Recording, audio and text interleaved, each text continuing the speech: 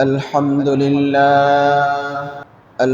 لله نحمده ونستعينه ونستغفره ونعوذ بالله من شرور أنفسنا ومن سيئات أعمالنا من يهده الله فلا مضل له ومن يضلله فلا هادي له ونشهد أن سيدنا وسندنا وحبيبنا وحبيب ربنا وطبيبنا وطبيب قلوبنا ومولانا محمد أرسله الله تعالى بالحق بشيرا ونذيرا وداعيا إلى الله بإذنه وسراجا وقمرا منيرا أما بعد فقد قال الله تعالى في كلامه المجيد وفي فرقانه الحميد إن عدة الشهور عند الله 12 شهرا في كتاب الله يوم خلق السماوات والأرض منها 4 حرم ذلك الدين القيم فلا تظلموا فيهن أنفسكم وقاتلوا المشركين كافة كما يقاتلونكم كافة واعلموا أن الله مع المتقين وعن أبي بكرة رضي الله تعالى عنه عن النبي صلى الله عليه وسلم قال الزمان قد استدار كهيئته يوم خلق السماوات والأرض السنة 12 شهرا منها 4 حرم 3 متواليات ذي القعدة وذي الحجة والمحرم ورجب أو كما قال عليه النبي صلى الله عليه وسلم سبحانك لا علم لنا إلا ما علمتنا إنك أنت العليم الحكيم الحمد لله الله رب العزة দরবারে অসংখ্য শুকর ও সুজুদ যে আল্লাহ রাব্বুল আলামিন আমাদেরকে দীর্ঘ একটি সপ্তাহ পরে জুমার দিনে এবং আরবি বর্ষ হিসাবে প্রথম মাসে পবিত্র মুহররম মাসে প্রথম জুমায় আমাদেরকে উপনীত হওয়ার তৌফিক এনায়েত করেছেন। এজন্য সকলে কালিমাতুশ শুকর আদায় করি, বলি আলহামদুলিল্লাহ। আমি আপনাদের খিদমতে একটি আয়াত এবং একটি হাদিস তেলাওয়াত করেছি। আল্লাহ রাব্বুল আলামিন যদি তৌফিক এনায়েত করেন এই আয়াত এবং হাদিসের আলোকে কিছু আলোচনা করব ইনশাআল্লাহ। সম্মানিত হাজিরিন,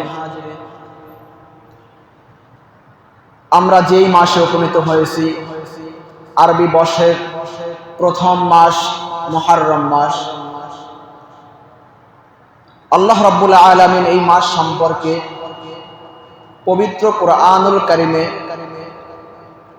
বর্ণনা করেন সূরা তাওবার 36 নম্বর আয়াতে আল্লাহ রাব্বুল আলামিন বলেন, ইন্না ইদ্দাতাশ শুহুরি ইনদাল্লাহি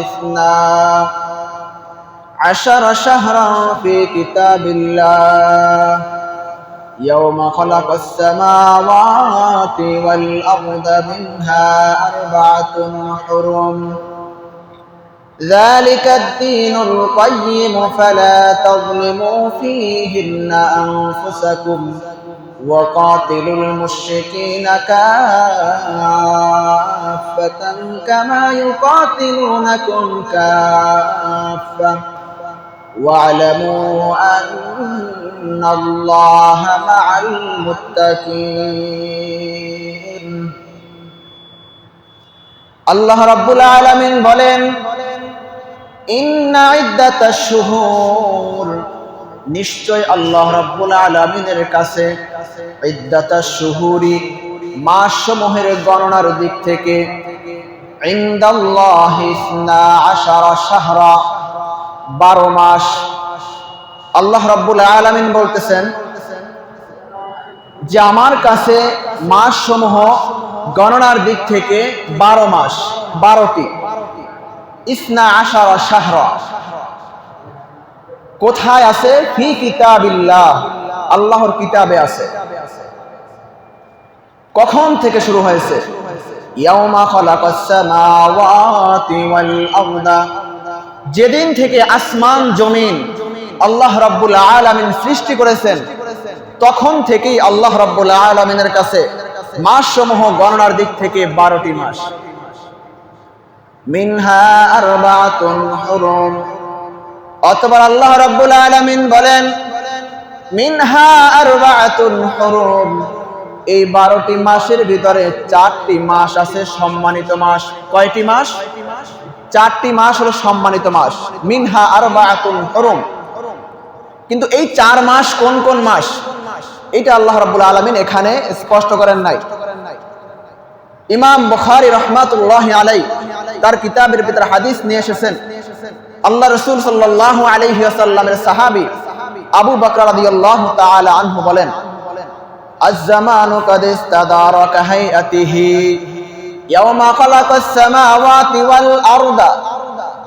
আবু বকর রাদিয়াল্লাহু তাআলা আনহু বলেন, আল্লাহ রাব্বুল আলামিন যখন এই আকাশ এবং জমিন সৃষ্টি করেছেন, তখন থেকে যেভাবে সময় চলে আসছেন আজ সেভাবেই চলতেছেন। সেকেন্ডের পরে সেকেন্ড, মিনিটের পরে মিনিট, ঘন্টার পরে ঘন্টা, দিনের পরে দিন, সপ্তাহের পরে সপ্তাহ, মাসের পরে মাস, বছরের পরে বছর, শুরু থেকে যেভাবে চলে আসছে এভাবেই চলতেছে। মিনহা আরবা'তুন হুরুম, ইহার ভিতরে 4টি মাস হইল সম্মানিত। সালাসাতুন মুতাওয়ালিয়াতুন, এই 4টার ভিতরে 3টা হলো ধারাবাহিক ভাবে। 1 নাম্বার হলো জিলকাদা, জিলকাদ মাস। 2 নম্বরে আজিল হুজ্জাতি, জিলহজ মাস। 3 নাম্বার ওয়াল মুহাররম, 3 নাম্বার হলো মুহাররম মাস। 3টা সিরিয়ালে, জিলকাদ, জিলহজ, আর একটা হলো মুহাররম। 4th নাম্বার রজব মাস। এই 4টা হইল সম্মানিত মাস, 3টা ধারাবাহিক ভাবে, আর একটা হইল শাবান মাসের পূর্বে। এই 4টা মাস আল্লাহ রাব্বুল আলামিন 12টি মাসের ভিতরে সম্মানিত করেছেন। এখানে আরেকটি কথা জানতে হবে যে এই আয়াত এবং হাদিসের ভিতরে এই 4টা মাসের কথা বলা হয়েছে, তাহলে আমাদের ভিতরে প্রশ্ন আসতে পারে, তাহলে কি রমজান মাস এই 4টা মাসের থেকে দাম কম, সম্মানিত কম? না, রমজান মাসের সম্মান আরো বেশি, এটা অন্য হাদিস দ্বারা প্রমাণিত হয়েছে। রমজান মাসের সম্মান এই 4টার থেকেও বেশি, রমজান মাসের পরে এই 4টার সম্মান বেশি। তো এই 4টার ভিতরে আমাদের সামনে যারা উপস্থিত, সেটা হইল মুহাররম মাস। এই মুহাররম মাস আল্লাহ রাব্বুল আলামিনের কাছে অনেক সম্মানিত এবং গুরুত্বপূর্ণ। এই মুহাররম মাসের গুরুত্ব, তাৎপর্য, করণীয়, বর্জনীয়, এবং এই দিনে, এই মুহাররম মাসে আশুরার দিনে কি আমল রয়েছে আমরা ধারাবাহিকভাবে শুনবো ইনশাআল্লাহ। তো এই আয়াত দ্বারা আমাদের সামনে স্পষ্ট হইল যে এই মাসের তাৎপর্য কতটুকু। দ্বিতীয় বিষয়, আল্লাহ রাসূল সাল্লাল্লাহু আলাইহি ওয়াসাল্লাম হাদিসের মাঝে ইরশাদ করেন, বুখারী শরীফের ভিতরে হাদিস আসছে 2004 নম্বর হাদিস, আন ইবনে আব্বাস রাদিয়াল্লাহু তাআলা আনহু قال قدم النبي صلى الله عليه وسلم। হযরত আব্বাস রাদিয়াল্লাহু তাআলা আনহু বলতেছেন, রাসূল আকরাম সাল্লাল্লাহু আলাইহি ওয়াসাল্লাম যখন মদিনায় আসলেন, কদিমান নবী সাল্লাল্লাহু আলাইহি ওয়াসাল্লাম যখন মদিনায় আসলেন, ফারাআল ইয়াহুদা অথবা ইহুদিদেরকে তিনি দেখতে পাইলেন, তাসুমু ইয়াউম আশুরা, তারা আশুরার দিনে রোজা রাখতেছে। মুহররম মাসের ভিতরে একটি দিন হলো 10ই মুহররম, যাকে আশুরার দিন বলা হয়। এই দিনে তারা রোজা রাখতেছে। রাসূল আকরাম সাল্লাল্লাহু আলাইহি ওয়াসাল্লাম তাদেরকে জিজ্ঞাসা করলেন যে তোমরা কেন এই দিনে রোজা রাখো? রাসূল সাল্লাল্লাহু আলাইহি ওয়াসাল্লাম ওই ইহুদিদেরকে জিজ্ঞাসা করলেন যে তোমরা কেন এই দিনে রোজা রাখো? তাদেরকে জিজ্ঞাসা করার পরে তারা বললেন, এই দিনটা অনেক গুরুত্বপূর্ণ দিন, পুণ্যের দিন, সওয়াবের দিন। কিভাবে? যে আল্লাহ রাব্বুল আলামিন এই দিনে হযরতে মূসা আলাইহিস সালাতু ওয়াস সালামকে তার শত্রুদের থেকে হেফাজত করেছেন। আল্লাহ রাব্বুল আলামিন তার শত্রুদের থেকে এই দিনে হযরত মূসা আলাইহিস সালাতু ওয়াস সালাম সহ তার অনুসারীদেরকে আল্লাহ রাব্বুল আলামিন হেফাজত করেছেন। এই জন্য আমরাও রোজা রাখতেছি।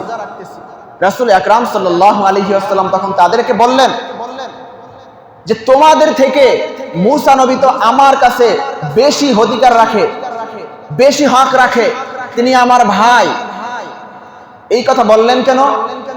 যে ইহুদিরা তারা তাদের নবী দাবি করে, কিন্তু কোরআনের একটা বৈশিষ্ট্য হলো কোরআন যখন চলে এসেছে, কোরআন যখন অবতীর্ণ হয়েছে, তখন পূর্বের সকল নবীদের হুকুমকে তিনি রহিত করে দিয়েছে। এটা কোরআনের প্রধান বৈশিষ্ট্য।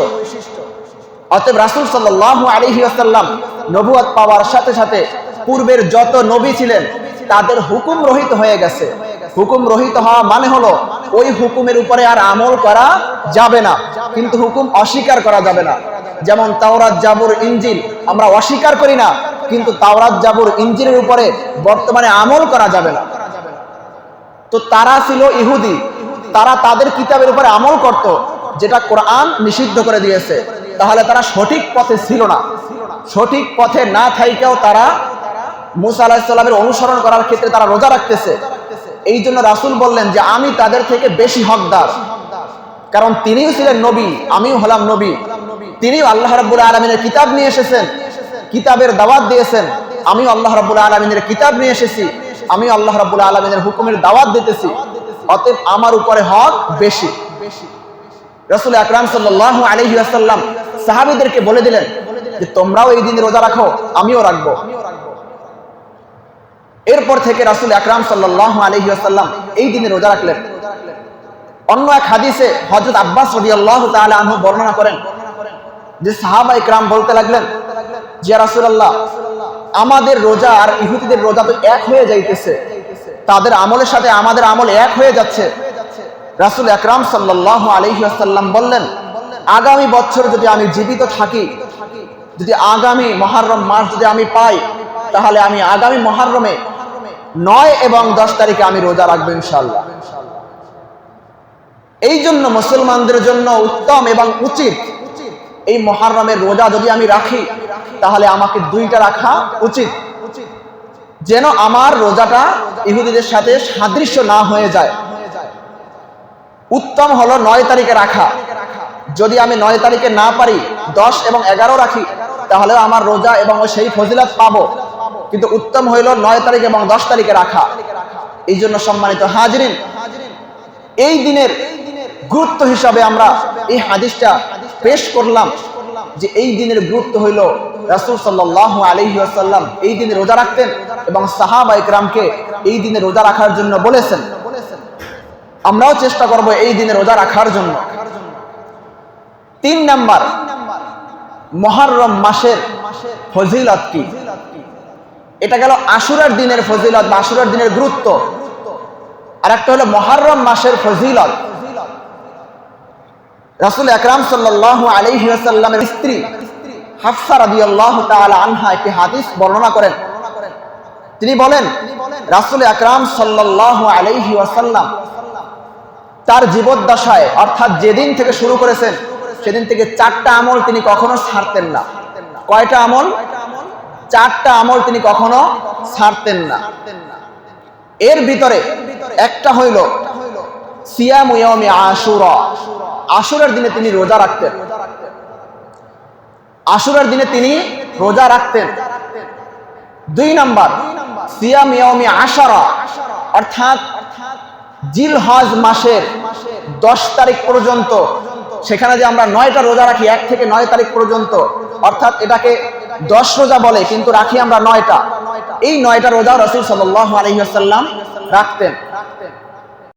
3 নাম্বার রাসূল সাল্লাল্লাহু আলাইহি ওয়াসাল্লাম প্রতি মাসে 3টা রোজা রাখতেন। প্রত্যেক মাসে তিনি 3টা রোজা রাখতেন। এই 3টা রোজাকে বলা হয় আইয়ামে বীজের রোজা। 13, 14, 15 চাঁদের 13, 14, 15 এই 3টা রোজা রাসূল সাল্লাল্লাহু আলাইহি ওয়াসাল্লাম সর্বদা রাখতেন। এটাও আমরা রাখতে পারি। 4 নাম্বার রাসূল সাল্লাল্লাহু আলাইহি ওয়াসাল্লাম কখনো ফজরের পূর্বে 2 রাকাত সুন্নাত নামাজ ছাড়তেন না। এই জন্য আমরাও ফজরের 2 রাকাত সুন্নাত নামাজ ফজরের পূর্বেই আদায় করে নিব। রাসূল সাল্লাল্লাহু আলাইহি ওয়াসাল্লাম এই 4টা কাজ কখনো ছাড়তেন না। 1 নম্বরে কি বলেন? আশুরার দিনে রোজা। 1 নাম্বার কি? আশুরার দিনে রোজা। 2 নাম্বার জিলহজ মাসের প্রথম 9টি রোজা।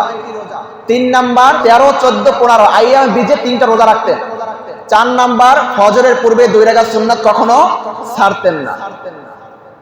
এই 4টা আমলের ভিতরে 3টা একটু দূরবর্তী বা একটু কষ্টকর, কিন্তু ফজরের 2 রাকাত সুন্নাত এটা আমরা প্রতিদিন পড়ি কিনা?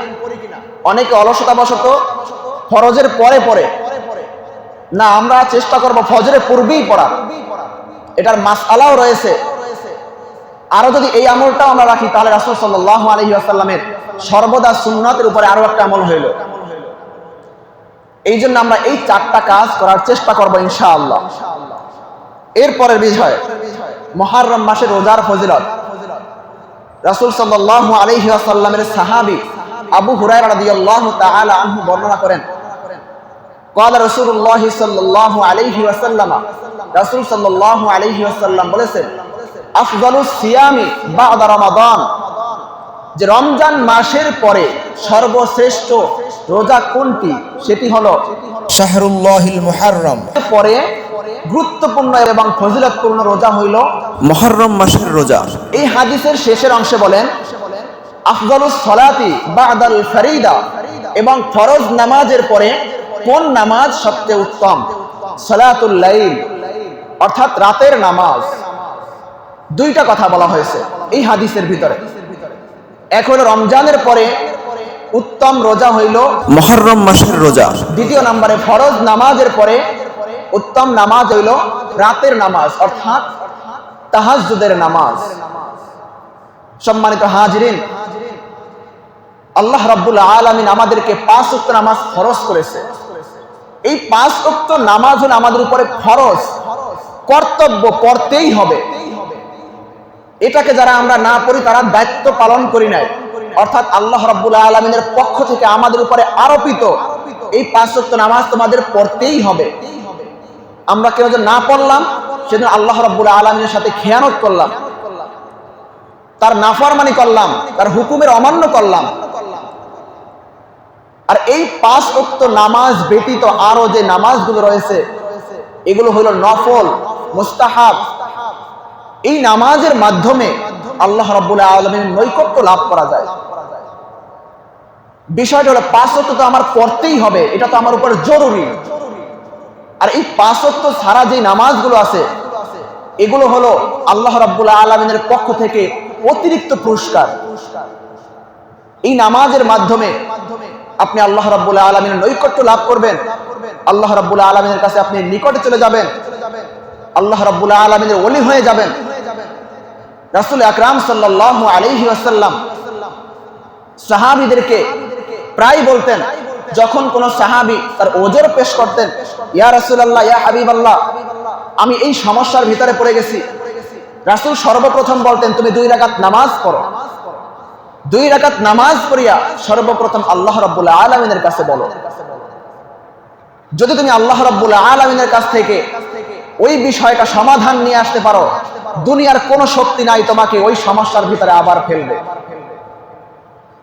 আপনি ঋণগ্রস্ত হয়ে গেছেন, ঋণ পরিশোধ করতে পারতেছেন না, আপনি মানুষের দ্বারে দ্বারে যাচ্ছেন হাওলাতের জন্য, সুদের জন্য, ঋণ পরিশোধ করার জন্য। আপনি সর্বপ্রথম 2 রাকাত নামাজ পড়িয়া আল্লাহ রাব্বুল আলামিনের কাছে 2টা হাত তুলিয়া বলেন, আল্লাহ রাব্বুল আলামিন গায়বী ভাবে আপনার ব্যবস্থা করে দিবেন। আপনি মিথ্যা মামলায় জর্জরিত, কেউ আপনার পক্ষে সাক্ষী দিচ্ছে না, সবাই আপনার বিপক্ষে, আপনি দুর্বল শ্রেণী, শক্তিশালী শ্রেণী, আপনার বিপক্ষে গিয়ে আপনাকে ফাঁসানোর চেষ্টা করছে, দুনিয়ার কোনো মানুষ আপনাকে সহযোগিতা করতে পারবে না, এই কথা জানা সত্ত্বেও আপনি নিরাশ হবেন না, কারণ সহযোগিতা করার জন্য একজন আছে, তিনি কে?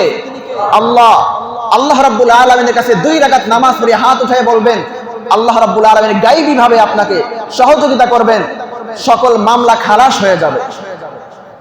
আপনি রোগে আক্রান্ত, কোন ঔষধে আপনার কাজ হইতেছে না, ডাক্তার কবিরাজ আপনার সব শেষ, এখন আপনার মনের ভিতরে আসছে যে আর আল্লাহ বিল্লাহ করা ছাড়া কোনো উপায় নাই। এই চিন্তাটা আপনার পরে নয়, এই চিন্তাটা আপনার আগে করতে হবে। আগে আল্লাহ রাব্বুল আলামিনের কাছে সহযোগিতা চাইতে হবে, তারপরে আপনি দুনিয়াবি বিভিন্ন চেষ্টা মেহনত করবেন। আমরা প্রত্যেক নামাজের ভিতরে, প্রত্যেক রাকাতের ভিতরে আমরা বলি, ইয়্যাকা না'বুদু ওয়া ইয়্যাকা নাস্তাঈন, যে আমি তোমারই ইবাদত করি এবং তোমারই কাছে আমি সাহায্য প্রার্থনা করি। এটা শুধু আমরা মুখে বলি, কিন্তু কাজে আমরা পরিণত করি না। আল্লাহ রাব্বুল আলামিনের কাছে আমরা চাই না। দুনিয়ার সকল মানুষ কৃপণ হতে পারে, কিন্তু আল্লাহ রাব্বুল আলামিন কৃপণ না। আল্লাহ রাব্বুল আলামিনের ভান্ডার কোনোদিন শেষ হয় না। তার একটা ছোট্ট উদাহরণ হাদিসের ভিতরে আসছে, আল্লাহ রাব্বুল আলামিন যে বান্দাকে জান্নাত দিবেন, যাকে সবচেয়ে ছোট জান্নাত দিবেন, ওই ছোট জান্নাতের পরিধি হবে 10টা দুনিয়ার সমান। বলেন সুবহানাল্লাহ। তো আল্লাহ রাব্বুল আলামিনের কাছে কোনো কম বলে কোনো জিনিস নাই, কম বলে কোনো জিনিস নাই। আল্লাহ রাব্বুল আলামিনের কাছে সব হলো অফুরন্ত, যে যা চেয়ে নিতে পারে। এই জন্য আল্লাহ রাব্বুল আলামিন আমাদেরকে এক্সট্রা কিছু ইবাদত করার সুযোগ দিয়েছে, কিছু নামাজ আদায় করার মতো কিছু নামাজ দিয়েছে, যেই সকল নামাজের মাধ্যমে আমি আল্লাহ রাব্বুল আলামিনের কাছে আমার কষ্টের কথাগুলো, আমার প্রয়োজনগুলো, আমার অসুবিধাগুলো আমি আল্লাহ রাব্বুল আলামিনের কাছে জানাই। অবশ্যই অবশ্যই আল্লাহ রাব্বুল আলামিন আপনার চাওয়া পাওয়া শরীয়ত সম্মত হইলে সেটা পূরণ করবে। শরীয়ত সম্মত বিষয়গুলো আপনি আল্লাহ রাব্বুল আলামিনের কাছে চাইবেন, আল্লাহ রাব্বুল আলামিন আপনার আশা এবং আপনার সমস্যা সমাধান করবেন। সম্মানিত হাজিরিন, এই হাদিস দ্বারা আমরা এই রোজার ফজিলত জানলাম এবং এই দিনের ফজিলত জানলাম এবং এই যে নামাজের ফজিলতটাও আমরা জানতে পারলাম। এরপরে আমরা জানবো আশুরার রোজার ফজিলত। আমরা মুহররম মাসের রোজার ফজিলত জানলাম, আশুরার রোজার গুরুত্ব বুঝলাম, আশুরার রোজার তাৎপর্য জানলাম, কিন্তু আশুরার রোজার ফজিলত কি? ইমাম তিরমিজি রাহিমাহুল্লাহ তাআলা তার কিতাবের ভিতরে 752 নম্বরে হাদিস নিয়ে আসছেন। আল্লাহ রাসূল সাল্লাল্লাহু আলাইহি ওয়াসাল্লামের সাহাবী আবু কাতাদা রাদিয়াল্লাহু তাআলা আনহু বর্ণনা করেন, আন্না নবী সাল্লাল্লাহু আলাইহি ওয়াসাল্লাম সিয়ামু ইয়াউমি আশুরা ইন্নী আহতাসিবু আলাল্লাহ আন ইউকাফিরা আস-সানাতাল্লাতী ক্বাবলা। আবু কাতাদা রাদিয়াল্লাহু তাআলা আনহু বলেন যে রাসূল আকরাম সাল্লাল্লাহু আলাইহি ওয়াসাল্লাম বলেছেন, কেউ যদি আশুরার দিনে রোজা রাখে, সিয়ামু ইয়াউমি আশুরা, আশুরার দিনে রোজা রাখে, ইন্নী আহতাসিবু আলাল্লাহ, আমি আশা করি, আন ইউকাফিরা আস-সানাতাল্লাতী ক্বাবলা। রাসূল বলতেছেন যে আমি আশা করি যে আল্লাহ রাব্বুল আলামিন তার পূর্বের 1 বছরের গুনাহ মাফ করে দিবেন। বলেন সুবহানাল্লাহ। অন্য এক হাদিসে আসছে, সিয়াম ইয়াউমি আরাফা ইন্নী আহতাসিবু আলাল্লাহ আন ইউকাফিরা সানাতাল্লাতী বা'দাহু ওয়াস সানাতাল্লাতী ক্বাবলাহু। যে আল্লাহ রাসূল সাল্লাল্লাহু আলাইহি সাল্লাম বলতেছেন, যদি কেউ 9 জিলহজ রোজা রাখে তাহলে আমি আশা করি আল্লাহ রাব্বুল আলামিন তার পূর্বের 1 বছর এবং সামনের 1 বছরের গুনাহ মাফ করে দেবেন। সুবহানাল্লাহ। তো এই হাদিসে আশুরার কথা বলা হয়েছে, যে আশুরার দিনের যদি কেউ রোজা রাখে তার পূর্বের 1 বছরের সকল সগীরা গুনাহ আল্লাহ তাআলা মাফ করে দিবেন। এই হাদিস দ্বারা যেই গুনাহের কথা বলা হয়েছে যে পূর্বের সকল গুনাহ মাফ করে দিবেন, মুহাদ্দিসিনে কেরাম সকলেই একমত যে এই গুনাহ দ্বারা উদ্দেশ্য হলো বান্দার সগীরা গুনাহ। কবিরা গুনাহগুলো তওবা ছাড়া মাফ হয় না। তো এই রমজানের মাধ্যমে যেই গুনাহগুলো মাফ হবে সেগুলো হলো সগীরা গুনাহ। 1 বছরের ভিতরে আমি যত সগীরা গুনাহ করেছি, আশা করা যায় আল্লাহ রাব্বুল আলামিন সেই সগীরা গুনাহগুলো মাফ করে দিবেন। তাই বলে কি আমি সগীরা গুনাহ করব আর রোজা রাখবো? না, বিষয়টা এমন না। আমার অজান্তে কোনো গুনাহ হয়েই যেতে পারে। কোনো মানুষ এমন নাই বলতে পারবে না যে আমার জীবনে কোনো গুনাহ নাই, গুনাহ হয়েই যেতে পারে।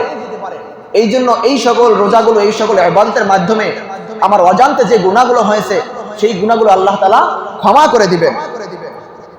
এই আশুরার দিনে আমাদের কিছু করণীয় আছে, কিছু বর্জনীয় আছে।